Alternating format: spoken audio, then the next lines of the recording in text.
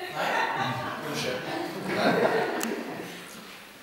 Sånn er det når det er så mye i nærheten. Skjer ikke så gode på bedre her. Da, Leon, vær så god, Sandra, neste gang. Kjære årsmøte, ifølge Det gamle testamentet i Bibelen kommer det fram tydelig at jøder blir forpliktet til å omskjære sine guttebarn etter at barna har blitt 8 dager.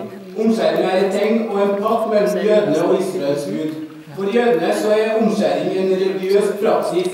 Det at det kommer forslag om å forby omskjæring av gutter under 18 år i Norge eller 15 år ved godkjenning av foresatte, blir fremdeles et forslag som er imot jødisk trospraksis.